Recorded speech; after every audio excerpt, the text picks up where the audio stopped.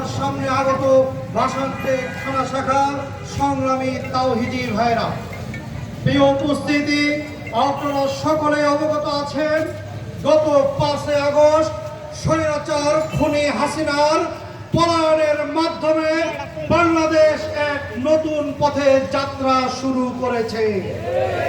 এই খুনি হাসিনা বিগত 16 বছরে আমাদের পুরো বাংলাদেশকে ধ্বংস করে দিয়েছে, আমাদের চিকিৎসা ব্যবস্থাকে ধ্বংস করেছে, আমাদের অর্থ ব্যবস্থাকে ধ্বংস করেছে, হাজার হাজার কোটি টাকা ভারত বিদেশে পাচার করেছে, আমাদের চিকিৎসা ব্যবস্থাকে ধ্বংস করেছে।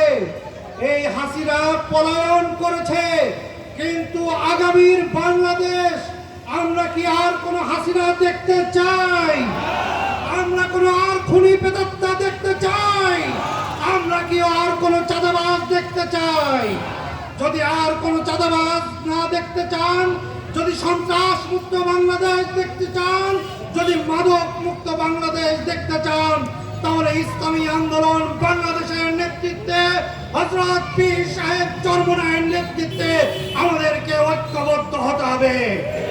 প্রিয় উপস্থিতি, আজকে আমরা দেখেছি ছাত্র জনতার রক্তের উপর দিয়ে যে উপদেষ্টা কমিটি এসেছে, যে অন্তর্বর্তীকালীন সরকার এসেছে, আমরা দেখতেছি এই সরকার মনে হয় কিছুটা লাইন ছাড়া চলা শুরু করেছে। এই উপস্থিতি, আমরা দেখেছি যে গত কয়েকদিন আগে আমাদের প্রধান উপদেষ্টা আমেরিকায় সফরে গিয়েছেন। তিনি সেখানে যেই চুক্তি করতেছেন, যেই এজেন্ডা নিচ্ছেন, কেমন যেন মনে হচ্ছে বাংলাদেশ আগে করত ভারতের দালালি, এখন আমেরিকার দালালি শুরু করবে। আমরা কি ওই দিল্লির আধিপত্য মেনে নেব? আমরা ওই আমেরিকার গোলামি মানব? আমরা যারা মুসলমান, আমরা ওই দিল্লির আধিপত্য মানব না। গত কিছুদিন আগে ভারত আমাদেরকে বন্যা দিয়ে ভাসিয়ে দিয়েছিল, আর এই উপদেশটা এই ভারতকে দুর্গা পূজা উপলক্ষে ইলিশ রপ্তানি দিয়েছে। তাহলে এই উপদেশটা কি ছাত্র জনতার রক্তের সাথে গাদ্দারি করতেছে না ভাই? তাহলে আমরা উপদেশটা সরকারকে সতর্ক করে দিতে চাই, ছাত্র জনতার এই রক্তের সাথে বেঈমানি করা চলবে না।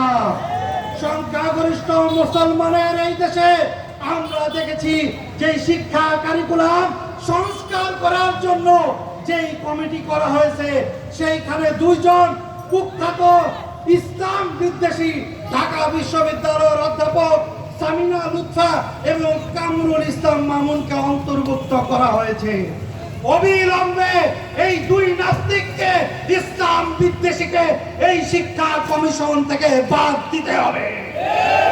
বাংলাদেশের মানুষ এই ধর্মনিরপেক্ষতাবাদ সহ্য করবে না। কি ভাই, কোন মানুষ ধর্ম নিরপেক্ষ হতে পারে? যেই মানুষ ধর্ম নিরপেক্ষ হয় তার কোনো আদর্শ থাকে না। প্রিয় উপস্থিতি, ইসলামী আন্দোলন বাংলাদেশ চাই আগামীতে একটি সন্ত্রাস মুক্ত, চাঁদাবাজ মুক্ত, দুর্নীতি মুক্ত